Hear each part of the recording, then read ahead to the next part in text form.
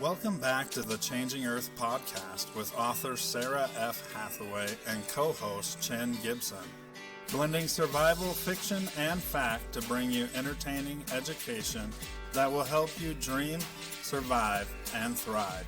And now, here's your host, Sarah F. Hathaway and Chen Gibson.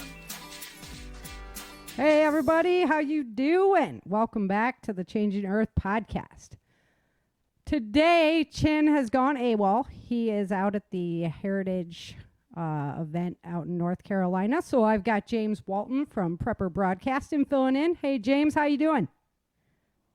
Always a pleasure to join you, Sarah. Thanks so much. Yeah, thanks a lot. I hope you get Chin back. He sounds like he's having a ball out there. Yeah, I know. He always does. He's out there liaisoning, doing what Chin does best, out there networking and having fun. And I was like, yeah, I feel like you should be on payroll here. Right. Well, hey, I got him a company car for Christmas. It was a remote control Bronco, but you know, I mean, company car and I'm all. in PBN payroll, actually. Oh, yeah.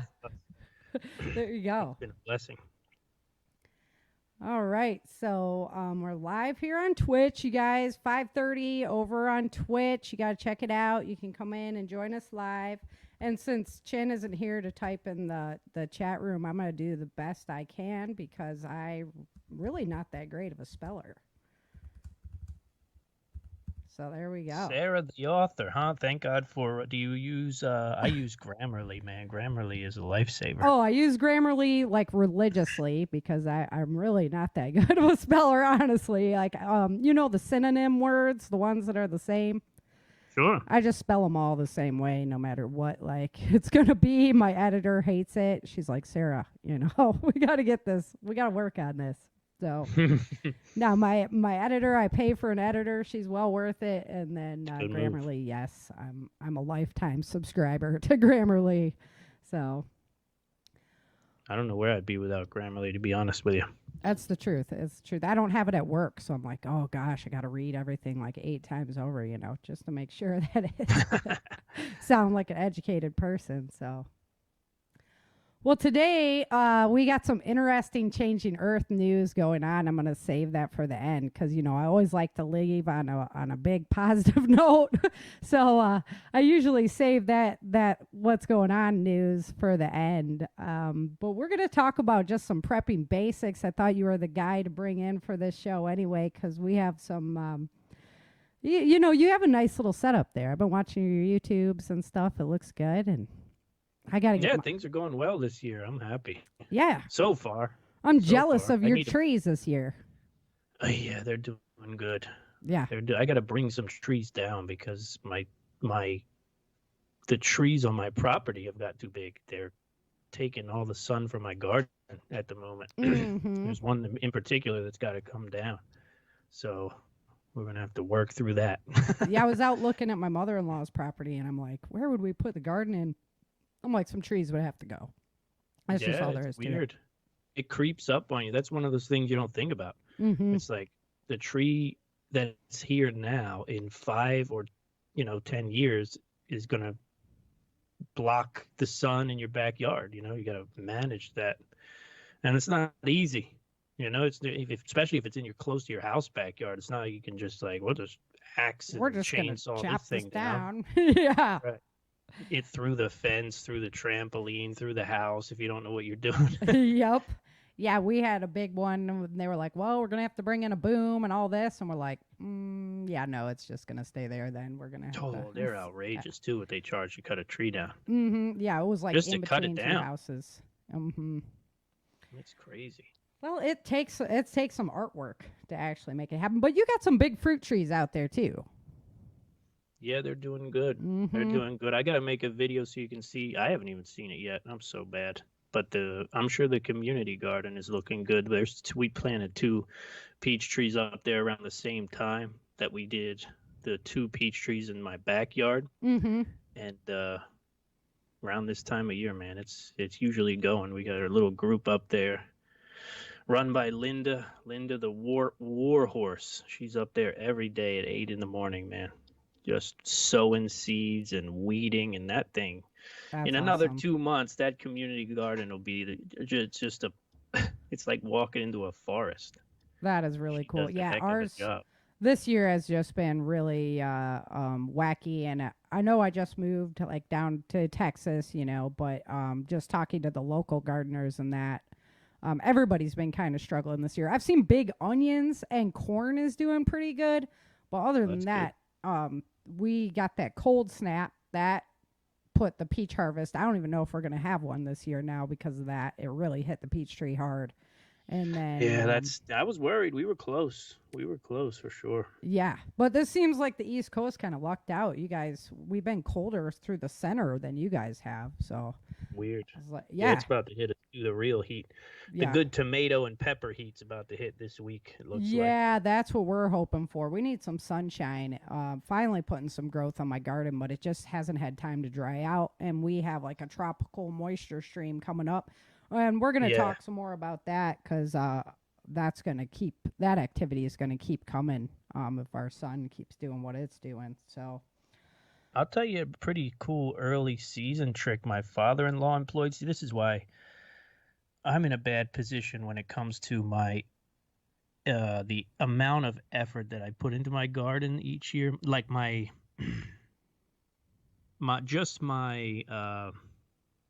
plants in the ground my annual garden. Let's go with Mm-hmm. that. Yeah. The annuals that I grow each year, I am in a bad spot because I'm surrounded by other people who do it really good. Like the community garden is a giant spot that gets great sun, managed well. That's My awesome, though. father-in-law, Yeah, my because father-in-law who's go ahead. help out there, right? And you still get to reap the rewards. Nobody really eats it, which is the sad part. Most people don't even know it's there. Huh. I talked to him about it. I'm like, you could go up there and just pick stuff, but they don't. I don't know. I guess it's just something that doesn't make it into their schedule. But my father-in-law is also obsessed with how big a tomato plant he can grow every year. So he grows these gigantic tomato plants and pepper plants every year. And the one year he got off to a slow start. And it was a similar situation. It was like 2 or 3 years ago. And he put them all in the traditional tomato cages when they were little to start. And he wrapped them all with. You ever work in restaurants? Yeah. Sarah? Mm-hmm. You remember the plastic wrap that they use in the back of the house, the big long one? Yeah. Well, he wrapped the tomato cages in that.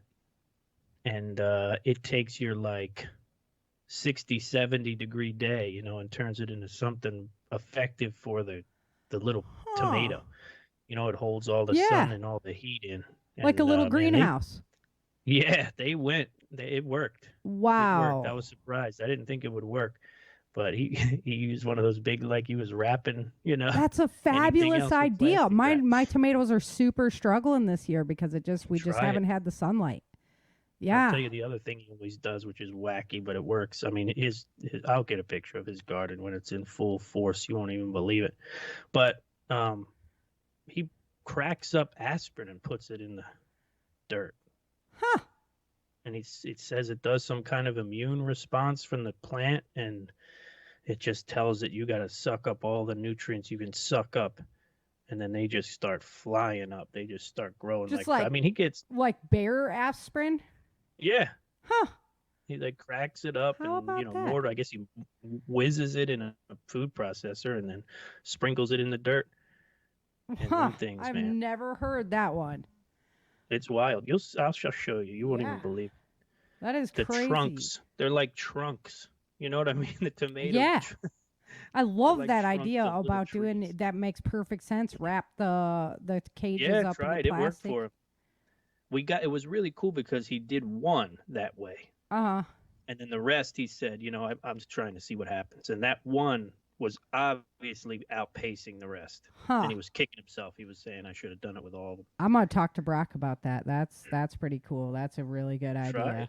Yeah. But you got to go to a restaurant store nearby and get the big film. Or else Right. So it's easy. It's going to be a pain. Yeah, because it's so big and long. And yep. Got you. No, that we got, the Sam's or whatever yeah, we can go grab it. Yeah, that'll do it. Uh-huh. Yep, That's interesting. He wrapped it too. Don't be shy. He put some layers. You could hardly see the tomato through it. Okay. Yeah, don't think that you're gonna just block it out or something because it's gonna Yeah, just it wasn't a exemplify couple the sheets. heat. He did like That's up crazy. to it. Did he have I like was drip lines going below? How was he watering? Overhead water? oh well, like I told you, it's I a mean, whole not that thing. it's a concern this year. We've got enough water. It's a whole thing. He has PVC pipes Oh yeah. buried in the ground. Uh-huh. That he pours. He doesn't just water them. He fish fertilizes the tomatoes Oh, of every day. course. Yeah, bury the fish underneath, put the tomato on Oh top. no, like the have you ever seen the hydrolyzed liquid fish? Yeah, fish emulsion. That's it. Yep, Yep. that's what we use too. He dumps that down there every day. I don't even think you're supposed to do it every day, but he does it every day. No, I mean you can't burn it though. You can't burn it with the fish emulsion. That's a really nice Right. thing about using that stuff. That's what I use exclusively. Yep. Yeah, it's I good. love it. It smells I like like the liquid. crud. I You mean, know what I do use yeah. too, though? I also use some compost tea later in the year because I'm kind of year to year on the compost. Mm-hmm. Yeah, So I use this the time of chicken year- poo. Yeah, yep. Mine's yeah, You just can't overdo it because it'll be too much nitrogen. right. So that is something you can burn out with. But yeah, with the fish emulsion, you can just put it on there. I've been doing that with my fruit trees and my blueberry bushes and stuff. So we'll Yep. see how they go. Always. But yeah, I got high hopes for them. So hopefully next year is better. But like last year, about this time, I was doing a podcast on the flooding up north and how like, oh, well, this happened back in the 70s, just kind of the same way. So as long as we have a good grow year, this next year will be okay. And it's just not, the season up there is cooler than it's supposed to be too throughout the center of the United States. So it's kind of screwing up their grow system too. Although we have farmland up in North Dakota, and the guy that farms it, he was just planting it the other day. So still have fingers crossed. We'll have to see what the fall looks like. If it comes in cold early again, then it could be big problems, which is not looking like it's off the board since we have like 38 volcanoes erupting on our planet right now. So, yeah. Yeah. And like some biggies too. So that ash business is what I just can't believe nobody talks about it. It just blows my mind. Absolutely. You can't pour that much, sulfur dioxide into our stratosphere and not think it's going to have an effect on the planet. So, it can do like global warming in one poof, and it's that may be the biggest. That may be the greatest weapon against climate change propaganda that's coming that exists. Yeah. Is to really quantify these volcanic eruptions up and say, hey, look, don't cool her down too much because we could work it exactly the opposite way. Like we don't understand nature enough to manipulate it. And yeah, we've had an effect, but like the effect that we have is like nothing compared to what the planet can do in the blink of an eye. So we need to just. Seems like it's in the process of doing. Right, it is.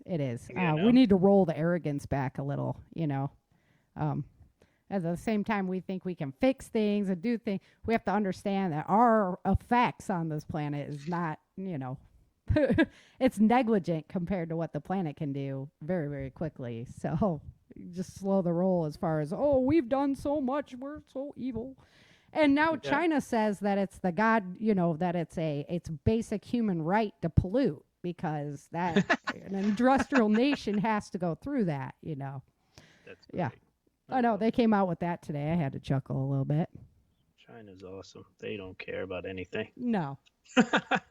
So on the horizon that I'm looking at, the supply chain right now is a mess, and they do not want to admit that. And things have been breaking down even worse, with the pipelines, and now we're starting to lose some critical infrastructure.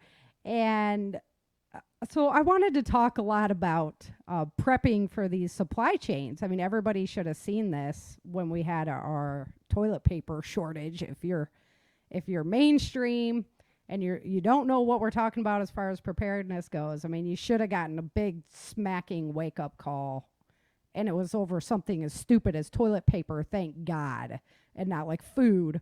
Or, we can look at... the food, though, remember?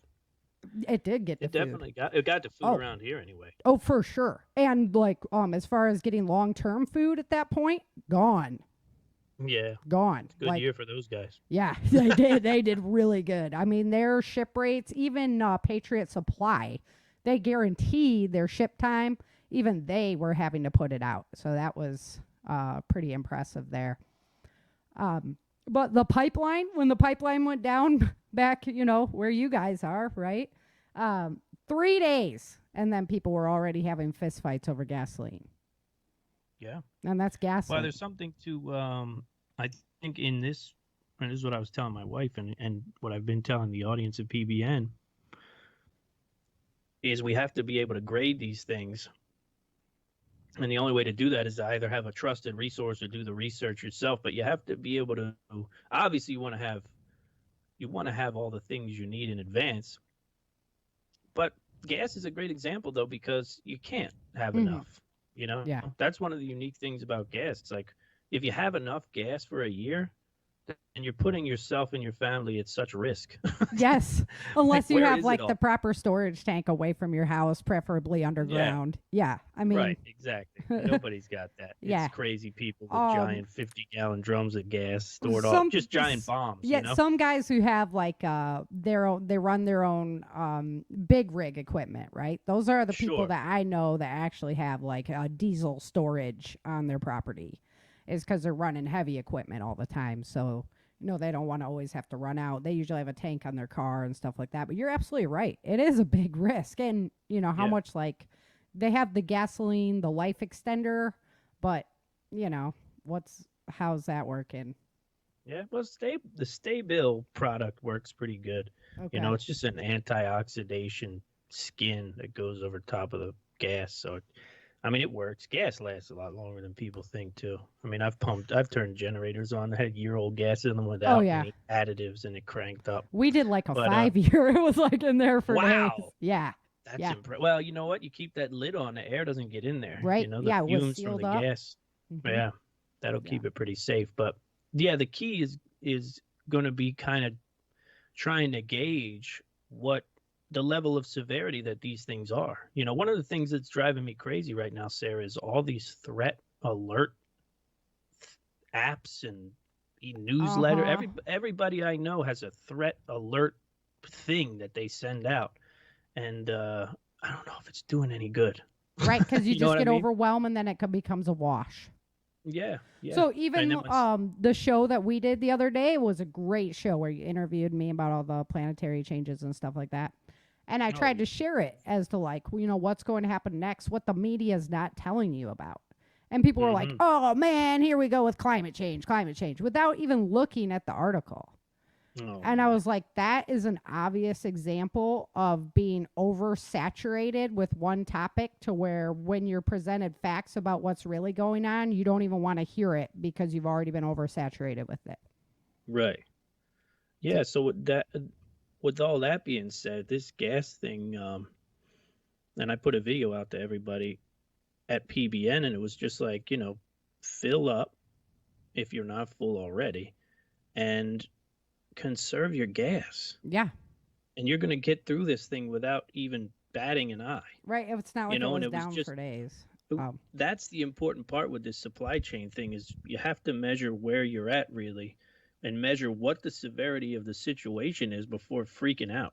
I heard they paid like $90 million to the people who were doing the ransomware on that. I think they gave them what did they give them? No, I think they only gave them like $5 million in cryptocurrency. Oh, really? Yeah, I think it was pretty low. Interesting. I'm yeah, starting I was like, to think. What? I didn't think we paid like terrorists and stuff. Like, Yeah, so they could just do it again. Oh, we need another $5 million. I'm starting to think that the gas company did it to themselves to get the price up. Okay, so we had a CME hit like the day before that, right into that area. Oh, really? Yeah, and it hit the electrical supply so hard there. The lightning strike hit this highway in the Panhandle and blew a huge chunk out of the road through somebody's windshield. That's terrifying. It was awesome. Like it was like day after tomorrow stuff. Like Yeah. boom. Like so I get off on that kind of stuff. I just find That'd it be crazy. fascinating, but it That'd is be crazy. horrible. CME cover up. Yeah. Right. So I mean that's like the tinfoil hattie time because they are not talking about. They do not want to equate this stuff together. They are like, no, it's not related at all. And I'm like, dude, are you not looking at the big picture of what's going on the planet right now? It's crazy. I could see that. I can also see domestic oil being too cheap, even at the price that it was, and them looking for a reason to pump it up. Because what happened here is the gas naturally went up to almost $3 a gallon, and there's no gas problem anymore, but the price is the same. Yeah, exactly. You know what I mean? Right? The price ain't going nowhere. They're like, it's good. We're gonna leave it there though. Yeah, I know it's high everywhere right now. If I'm selling coffee at $14 a bag, and I figure out, well, shit, I can just not sell it for a few days, and then tell them there's a shortage, and then we'll have to raise the price, and then and then everybody feels good about that. Right? Yeah. Yeah. No, I got it's true. It's back, but it's 17 a bag now. Sorry. It's and then true. The price never goes down. And that's exactly what's happening to our food supply, like across the board right now. Deal. Yeah. So, yes. With last week on the podcast, I talked about what to grow in the cold or without sun, right? Because I'm like looking at my garden going, okay, well, if we're going to have like this volcanic activity and it's going to be like this, what are we going to do, how are we going to still, because you're like, okay, well, I've got my long-term food supply. I'm going to be foraging. I'm going to be growing. Well, what if you're not growing? That's a huge problem. And what if the fruit trees aren't producing? And this even affects the forageables, because they have to regrow. They have their cycles as well. So I was like, oh my gosh, it's just a whole disruption in the whole system that even we as preparedness individuals would fall back on. And that's not good. So I'm like, okay. No doubt about. Well, you know what? Years ago, and I haven't got back to it because the last batch I didn't work. But I think it was because let me get back to the beginning. Mushrooms are great. Mushrooms, yep. Yeah, they're fun to grow, and they're pretty easy. I bought like the box. No, I bought. You get like the box. No. I bought 5 inoculated oak shiitake logs about probably close to 10 years ago. And to make those, you just need a hardwood, you need wax, and you need to buy these wood dowels that they sell on Amazon. They're kind of hard to get right now. That are inoculated with the spore of the mushroom that you're going to grow. I grew shiitakes. Oyster mushrooms are real easy to grow too. Yeah. And you just drill holes into those logs, the drill bit that's big as the dowel. And then you shove the dowel in there and cover the hole with the wax. And it usually takes about 2 years, but definitely by the second year in the fall, if you soak the log and then you knock the log, which is just kind of slamming it or hitting it with something to like spread the spore around, they'll activate. And I mean, I grew shiitake mushrooms on those 5 logs for, I'd say probably 5 Septembers, if not more, in a row. And 5 logs was a hell of a lot for us to eat. That's where it's at. You're like, I wonder how long you can live on just eating mushrooms. Yeah, of course, that's not going to work, but but it's something like supplemental. You're going to be growing animals, I'm sure. Yeah, fair enough. If you can feed them. Yeah. Well, that, food storage, I think, plays a role in that. One of the things that we stock pretty heavily is oatmeal, and that's for that reason. You know what I mean? Did you see the big rat outbreak in Australia, though? Oh, God. Right? Well, that's plenty of food. No, I did not, actually. But I know they had a problem with frogs not long ago. No, yeah, now they're dealing like it's mice and rats gone absolutely freaking crazy all over the farmlands. Why? What brought this on? I don't know. What brought this on? These things happen there all the time. Triggered. Yeah. Why do they have these swarm issues? Is it because they're an island and they don't manage their wildlife? Well, that could be a possibility. For some reason, they just got the mice and the rats just got like super triggered to start basically prepping. They are just storing up their food stores in just massive numbers. So they are just attacking the farms right now. It sounds like a snake problem to me. Right? Yeah, yeah. More snakes. Oh, but That's they have really the what it poisonous sounds like. kinds. Yeah. Oh, they got the killers. That's what I mean. They got the you don't get a second chance with them. Right. And that's if you're a human. Yeah. So It's true. If I they bet you- overmanage the snake population and then yeah. it doesn't take a lot. You No. know, it doesn't take a lot of screwing up to for a species to get a leg up. That's why I always love when people are like, humanity is a virus and we're the only ones who destroy this planet. No. I'm We're like, just "Man, the you only have no one clue." who is not as managed by Mother Nature. Yeah, that's all. But I mean, it happens. if left unhindered, those rats and mice would eat the whole island. Yeah. Oh, yeah. You know, if you took all the predators. Well, that's away, what they'd eat FEMA each was other. like, oh, we should relocate them. Where? To where? Yeah, the middle of the ocean? Like volcano? what? Yeah, right. Exactly. You know? Yeah. So I was thinking, okay, greenhouses, right? So you can have a greenhouse that's going to help your grow season, but you need like a big greenhouse to be able to do like massive growing, you know, like And community you got to have garden. sunlight, right? If greenhouse. we're talking about cold from the lack of sunlight Right. getting through, So that you could be have an like issue. grow lights, but how long does that supply chain last? You can't like build your own grow lights. So Well, I mean, so the things to get, I got 2 of them from my father-in-law who used to sprout in his house and got kind of tired of it. And I said, well, I'll hold them for you. yeah, I'll store those for you until you're ready to get back into that. But they're 4 feet, 6 bulb, fluorescent, you know. the houses, yeah, the what are they Lights. called? Yeah. Ballast. Yeah, Right? they're sweet. Yeah. That's pretty much what you need. I used one to sprout everything that we have in the garden right now, Mm-hmm. other than stuff that I bought, you know. And if I put both on it, and I actually had them raised too high. I didn't realize it. He told me that later in the year, because it was taking a while. Oh, he okay. almost- So you you almost had them want 'em too far touched. up. You could have brought them Yeah, down. you almost to, want them like touching. Yeah. It's pretty damn close. Mm-hmm. I had them up too high. I had this funny little prepper setup where I had the light on the kitchen table with at all 4 corners was a bucket of food storage holding the light up. 'cause I didn't wanna put it- Nice. So it's just I got chilling on chains there. on 'em That's stuff, awesome. Yeah, we haven't been eating at the dinner table much lately, so I said let's just do it here for a couple weeks to get plants going. Right. Yeah, we do that. It's basically my son's Lego station because he just loves Yeah. that stuff. So yeah. But they're huge. I mean, but of course, you know, you gotta have power. Exactly. I was just gonna say. There's no power. They're power. They drain some power too. Those guys. So Yes, they you know, do. you definitely need some kind of alternate means of power. And when I say alternate means, it's got to be kind of tricky.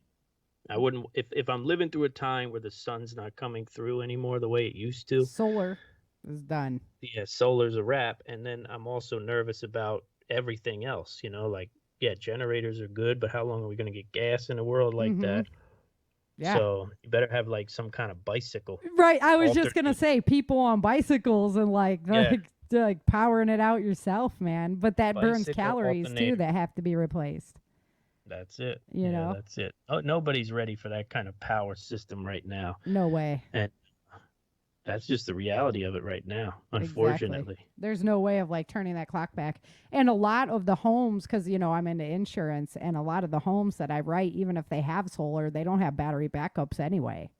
Yeah, it's direct, right? Yeah. So it's not going to work the way you think it would, unless you go collecting car batteries from all the cars that are, you know, but even that gets gross.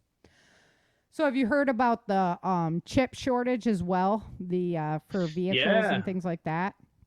Yeah, So- my son's in the market for a computer. Yeah, so now it's into our farming equipment as well, because they're all the gear now runs off the GPS. They all take the chips. They're all technology driven, you know, to do our farming. Yeah, them crazy preppers been warning about that for years, Right? right? Yeah. So it's like, Electronic okay, everything guys, may not when work. something breaks, they're not even shipping parts to the supply places anymore now. So it's going to get real interesting as far as that goes. I'll tell you what, I think that maybe not in the near future, but I think in the future, um, there's going to be I think capitalism is going to shine through on this stuff. I think there's going to be almost like artisan machinery, like Mm. an industry for artisan machinery, because there's just too many guys out there who are like, Yeah, that would I get just it want to done no pop matter the what. hood. I want to pop the hood and fix this thing, Yep. with a wrench and a Yes. part.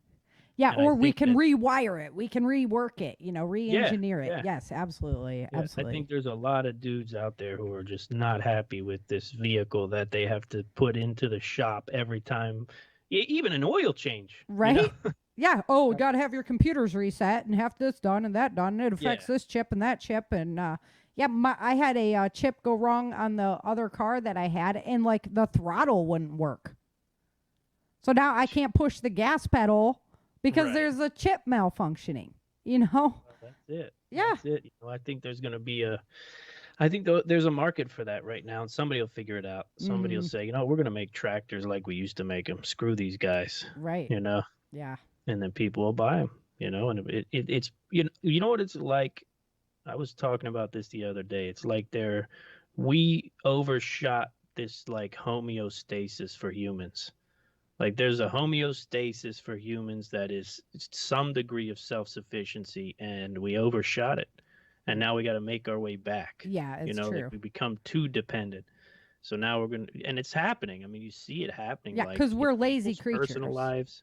So we Yeah. want like to make everything easier and be lazier and lazier and lazier. And Right. Yeah. eventually, when you're all reliant upon that, then it I fails. think it's here. Yeah. I think it's already, I we're agree. already there. We're I already living through that. That's why we're like, why everybody killing themselves? Going Well, on to suicide.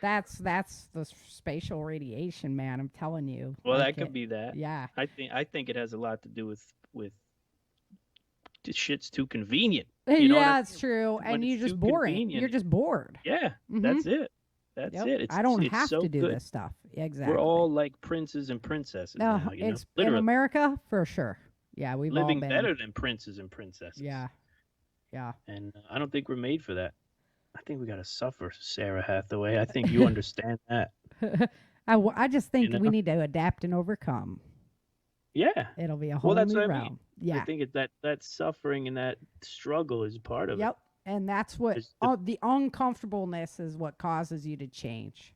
Yeah. So that's, I love it. It's like masochistic. yeah. Sometimes. That's what I was kept telling everybody until, there's never going to be anything done about our systems until people become too uncomfortable that they have to change it. As long as they have electronic devices in their hands and they can just zone out and be Sure. they're not going to be forced into that situation where they go, okay, I got to do something about this. Right. It's dangerous too. Yeah. It's hard. You get that phone in your hand, man. I get on Instagram, I go see what all my friends are doing. Oh, yeah. Just dive It's in. tough. Yeah. Oh, my husband and I found a euchre app, so we've been playing euchre quite a bit. What is euchre? It's like Hearts. It's like a Canadian card game. It's similar to Hearts. Yeah. Yeah. And it's definitely a Canadian northern. The Okay. drunker you get, the better you play euchre. So. Card games are fantastic with that, aren't they? With Right. Yeah. that, every culture has their own games and names for them, and it's one of those. That's weird definitely the things. northern game there. You play some hockey, you play some euchre.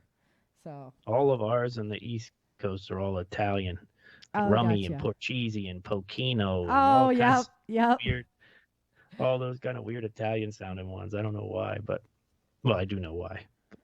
So with the infrastructure kind of breaking down, I was thinking about water again. We had Flint, Michigan, with the water disasters, and so I was started to think like, you think you're safe in your community, you're going to have water, you're going to have utilities. So if the power went down where your utility wasn't working, or we're just experiencing more earthquakes, how much pressure is it going to take for your system to crack? You know, how old is that system? That could be Yeah. a major problem. So Yeah. I mean, I think one of the best things that people can do, and I actually made a really simple, this was for a client actually, a really simple, and I got to get these plans up. I showed it to Chin actually, if you get personally invested in it. I can't share what I shared with Chin around because it's, paid work. right. But I created a well pump out of PVC that was dead easy. I mean, really, I don't know Oh, right. how well it would work if we were talking about like a deep well, but it Uh-huh. was a hand well pump that sucked from one end and pushed out from the other. It Well, was functional. Um, that's and I one of think the that's things I was thinking with wells, because like in the New Madrid and with some of the, earthquake activity I've been watching and just geological happenings. So instantly when the earth cracks and changes like that, you could lose your well in like the beat of an eye, sure. Oh yeah. right? So I mean Yeah, that that's why I think being able to dig one, or at mhm. least playing with the idea of digging one. Most people can't do it because of where they live; they'll get in trouble. Well, yeah, But I'd right say, now. Yep. take the risk, Go for it. try it. Yep. It doesn't have to be permanent, Don't put but it on just social media. yeah, right. Oh, God, that's a yeah. great thing I did. We just stay the Yeah, heck but out of give it a there. whirl. Yeah. See if you can find water. I mean, we're low lying, so we will probably be swimming out of here in your hypothesis. But Right. if you're in an area when I around talk water, to a lot of people, water storage is tough. I mean, it's heavy. It takes up impossible. space. It's a pain in the butt. I mean, I got It's water jugs impossible. everywhere. If you're trying to store enough water to do anything for a length of time in your house, Yeah. unless you have a massive garage or something on cement, good luck. But even then, it's not practical, and I'll tell you why. I've been in food service forever, but I was in the food banking industry for 5 years, and we would get all the leftovers from retailers, and we would get a lot of cases of water. And those cases of water, when stacked, there's a limited time that those cases of water stack to a certain height. Ours being like 7 foot high on Mhm. pallets. There's a limited time until they start to crush. And Right. then when they start to crush, if you're not over cement, or even if you are, it becomes a problem fast. Yeah, that's one of So the things about Walking Dead. They keep cracking open bottles of water. I'm like, dude, no. It would not be that way at all.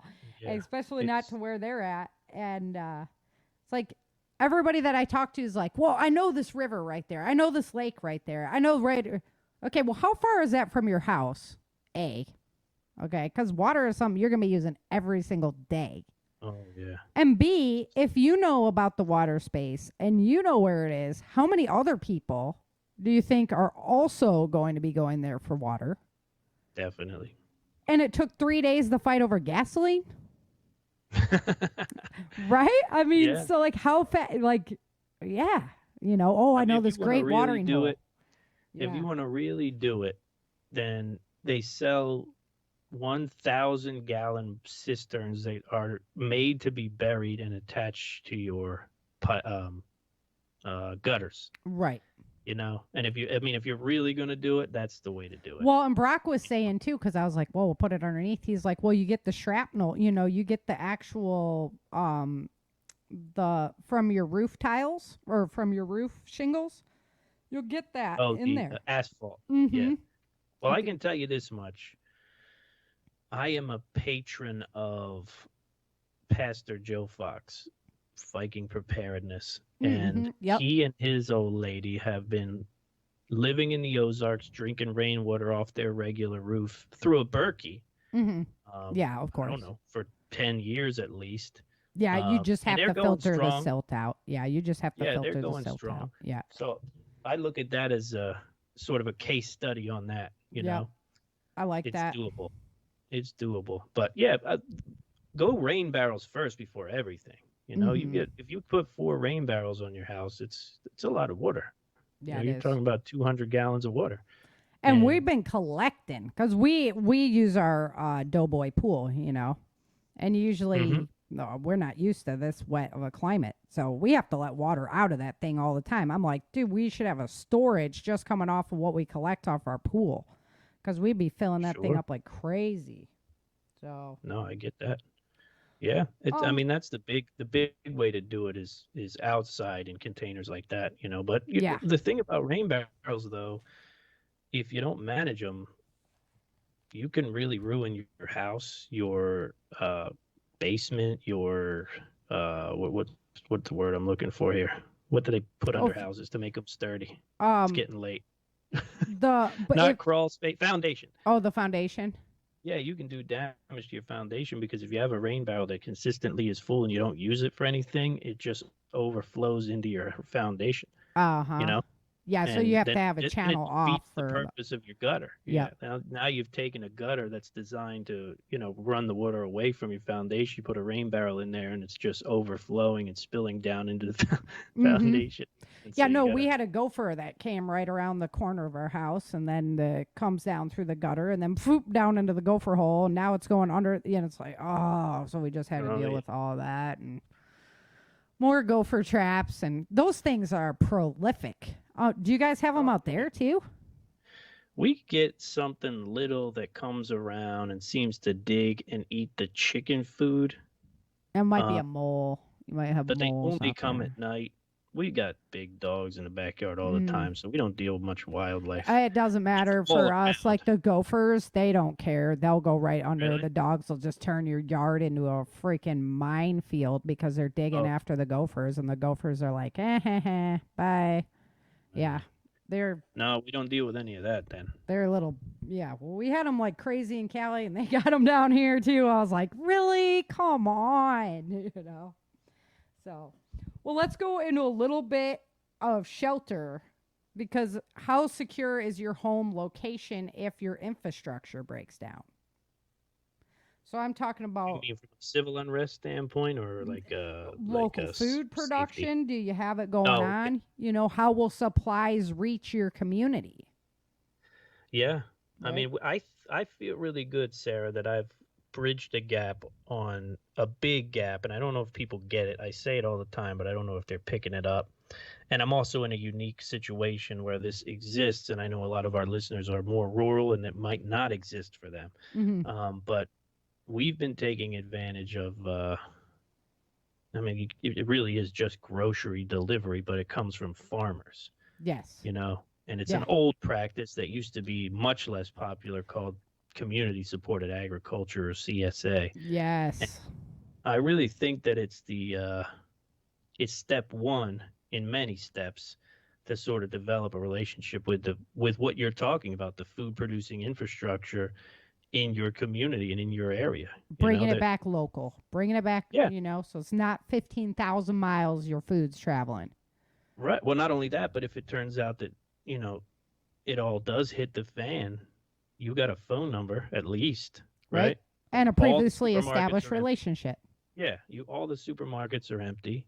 You got a number to call, people who have livestock, people who grow food. And it's not like they're going to stop.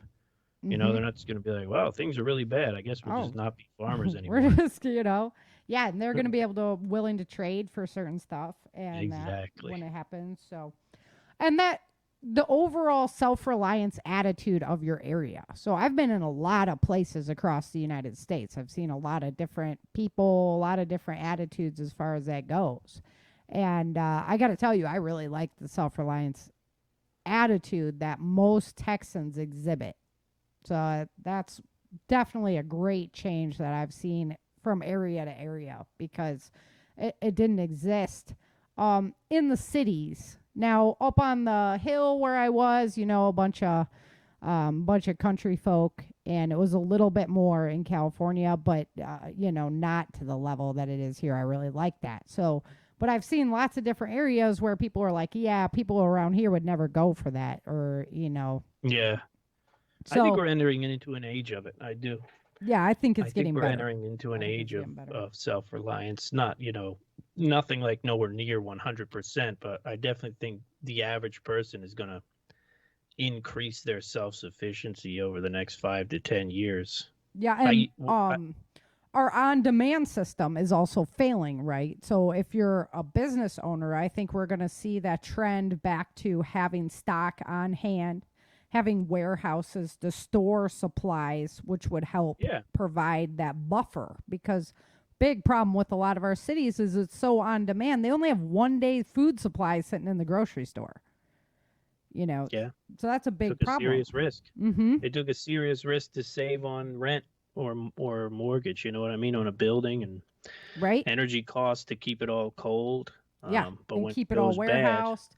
But it yeah. kept your business in operation when the supply chain wasn't, handling the load that it was under.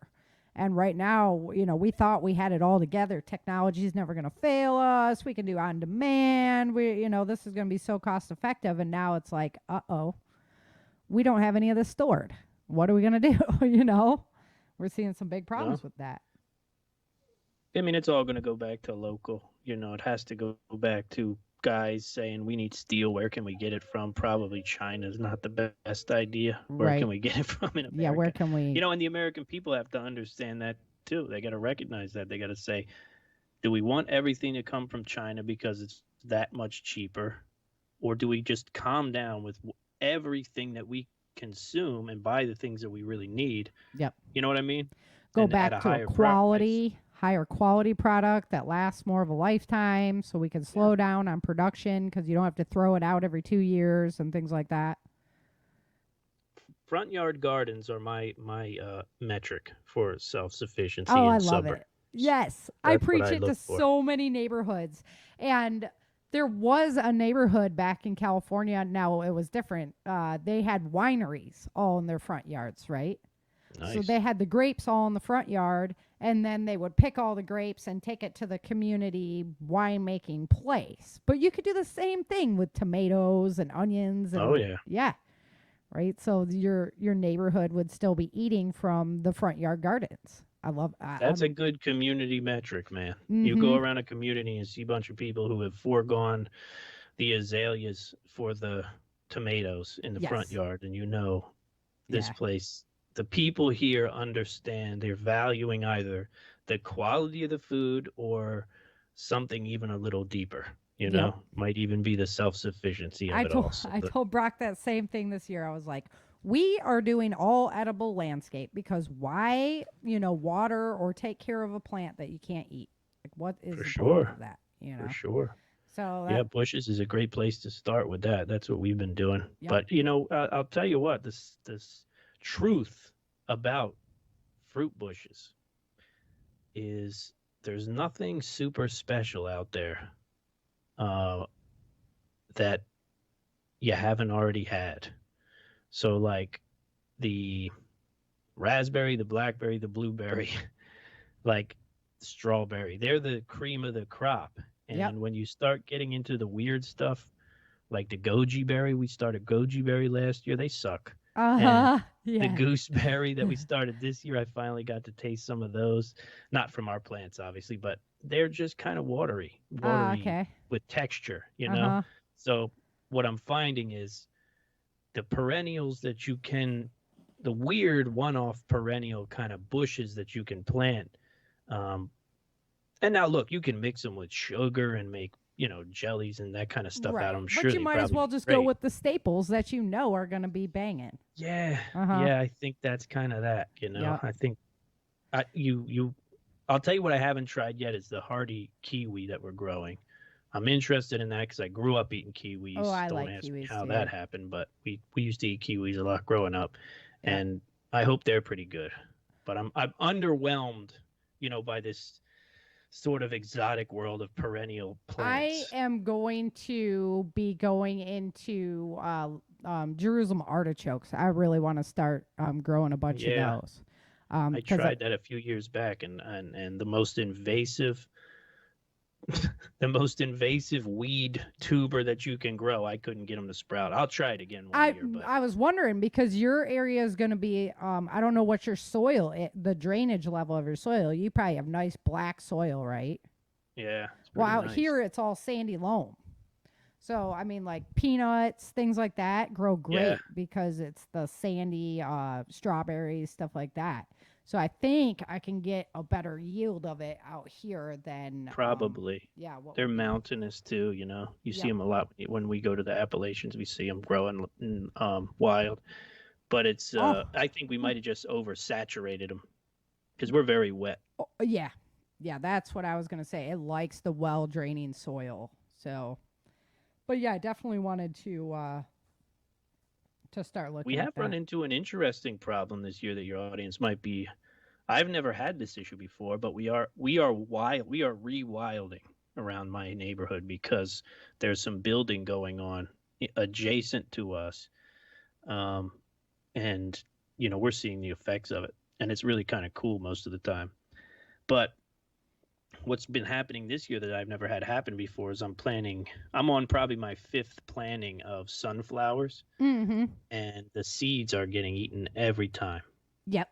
The Yeah. seeds are getting dug out and eaten. The green bean seeds have gotten dug out and eaten this year, which that has never happened before.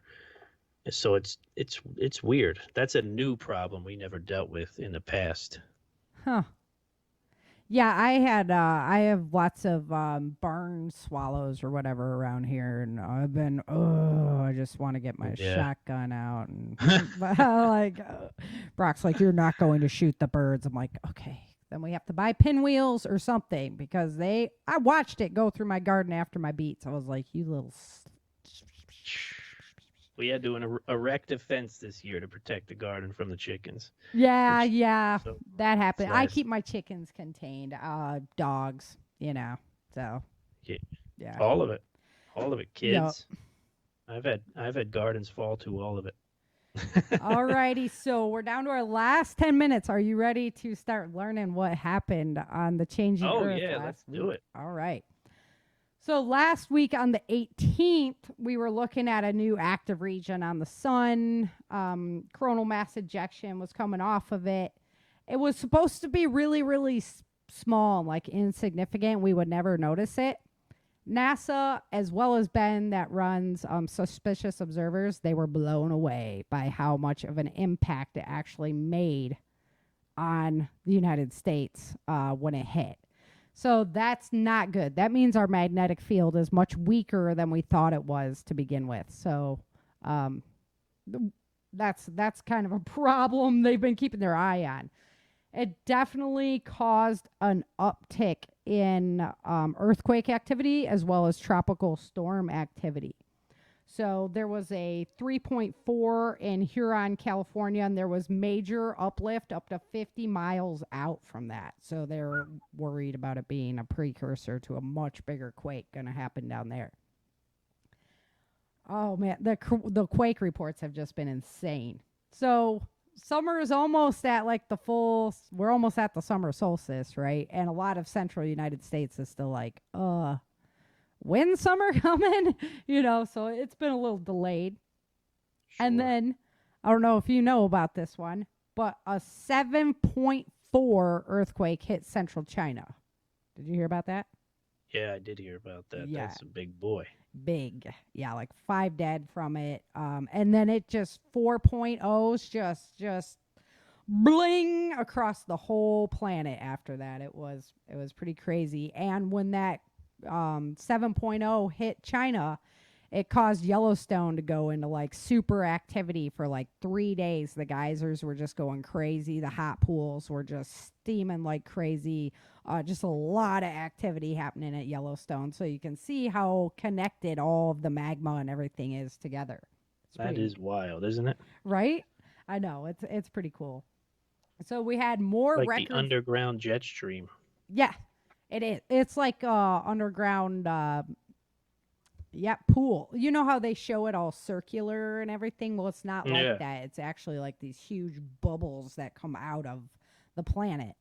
So that has everything to do with our rotation and the plate tectonics and things like that. We got more record-size hail in Texas and Oklahoma last week. I'm talking bigger than softballs, like football size hail. Okay. It's insane. If you haven't seen those images yet, you should check. What do you YouTube do out. with a football size hail? Oh, right? You run. Good God, that would kill somebody. And hide. Yeah. Yeah, absolutely. So this morning, the I'm gonna slaughter the name Nuragango volcano in Congo erupted. It was Sounds good. it was aiming right for this big city of Goma, and they were worried about it coming in. Well, it stopped right above the airport last night. Last time it erupted, 150,000 plus people were left homeless and 250 died. So that was in 2002. So they were going to monitor it so they could do like a pre-warning system for the people there. But there was all this corruption and stuff that happened with the money. So it's not being monitored. So it erupts again. And surprise, surprise, here's lava at the door.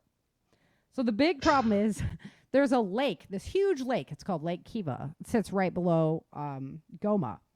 And have you ever heard about the lakes that they store the CO2 and methane underneath them because they're so deep? At the bottom, yeah. Yeah. So this is one of those lakes. And if the lava comes into there, it could disrupt that whole system. We got like 2 million people living in that area and people escaping the lava on the lake, right? So it's set up to be a really bad natural disaster if certain things fall down right. It would be good to have a warning system for those 2 million people that are living there. I can't imagine the effects of methane meets lava. Right? Yeah. That don't sound good. And at its minimal would be toxic, just explosion into the air where everybody that breathes it is not gonna do very well. So today we have a couple CMEs headed our way. They're supposed to come in at like a 5 to 7 on the KPI and cause more tropical storms for sure. Slight tech problems there, forecasting from this, since the other one had an effect on the systems across the United States. They're kind of worried about that again.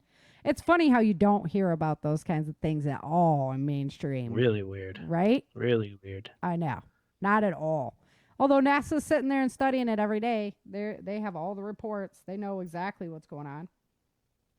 So all this activity... if you were to link the sun to tropical storms, then you couldn't link humanity to tropical storms, Exactly. It doesn't fit the narrative. It does not fit the narrative. Yep. You got it. So we have 38 volcanoes. That's just a count of just the blips that you're looking at. About 38 erupting right now.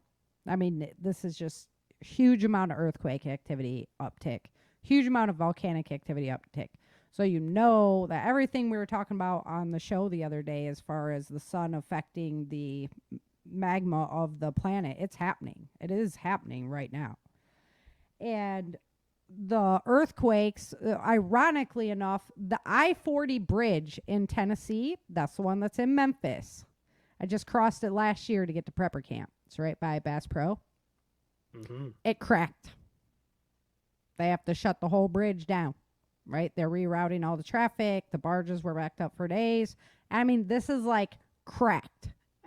Significantly enough, they can't trust traffic on it anymore. Yikes. Yeah. And when you look at the reports, because I watch Dutch Sense and he does a whole outlay on where all the earthquake, one hit like right on top of it, but nobody's talking about that either. I was like, that's exactly where the bridge is, exactly where that. This might be the last real conspiracy left. Right? You know that? Yeah. I know that it's coming and nobody wants to talk about it because it just doesn't fit the narrative.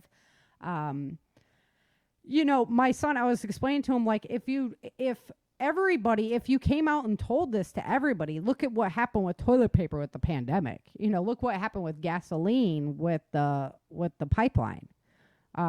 You're either going to have people panicking, buying, stocking, hoarding, or you have people that have just been oversaturated and they're going to be like, yeah, whatever. It's not, you guys are just lying. This isn't going to actually happen. So it's interesting. But the Craton, the North American plate is on the shift. Everything's on the shift right now. It's just a great time to keep your eyes on the planet and stay positive. I use every day to the best of its ability because you never know what tomorrow's going to bring. So that's what we're doing. We got eyes on it right now. Sounds like fun, huh? Hey, it sounds like sound advice to me. You got a tropical storm headed your way too. Anna's coming in off the Tropical Atlantic. Storm Anna, bring it on. She was downgraded from a hurricane to a tropical storm today, but she's headed in because I was like, oh, where is that? You know, I got to make sure it's not in the Gulf. I'm like, oh, that's Chin and James getting hit. We'll be ready. Don't worry. Yeah, I know. You guys are always ready for that stuff. So, but actually, it's coming in more north towards your area. So, but with the CME activity, you know, we'll see what happens there if it actually has that causal effect to uptick it. Yeah, that'll be weird. What happens with the sun and this activity, this next phase, I guess, of activity is going to be interesting. The next 4 years will have a lot to tell. I'm actually like collecting all the reporting that I do on it now because I look at so many different sites and try to go as big picture as possible with all the different theories because everybody's got like their unique theory, but they all fit together if you're watching the big picture. And I'm collecting all my pages so that, you know, over these next 4 years, we can kind of track like the earthquake activity, the history of everything that's been going on. So it's kind of fun. I don't know. That's what now is the time to journal. Exactly. That's what these Network crazy is all preppers about, man. do in their spare time. Yeah. Because we have so much spare time. Well, you know, but if 20 years, 30, 50, 100 people can still listen to these things that we're doing right now, man, that'll be something. It will be. They'll be looking back going, whoa. That's one of the best things. It's one of the biggest legacies that I'm leaving for my boys is all of my, you know, podcasts. So. Oh, for sure. Yeah. Well, James, that's our hour. We made it through it. That was some very good topics. I knew you were the guy to bring on because just very good, different look at our basics and where we're. Oh, yeah. I'm always examining, you know, even because everybody, like, it's the standard pattern now, right? So if you're going to store, you're going to do this. And if you're going to, food supply is this, and this. Water supply is this, and this. And oh, for sure, yeah. And I'm like, got to fail. Well, what if that faltered? Yeah, you know, that's my question. Like, okay. So the weather just screwed up your wild foraging, your gardens. You know, I would definitely recommend. It don't take much. Investing. It don't take much. Yeah, long-term supply. Have something you can make it through a couple seasons if you needed to. I don't have enough. I don't know. I can't store enough. I don't think. I'm always like, I don't have enough. Well, you know, you've reached one tell for your level of preparedness. How far down the line you are. One of the best tells is you are running out of space. Yeah.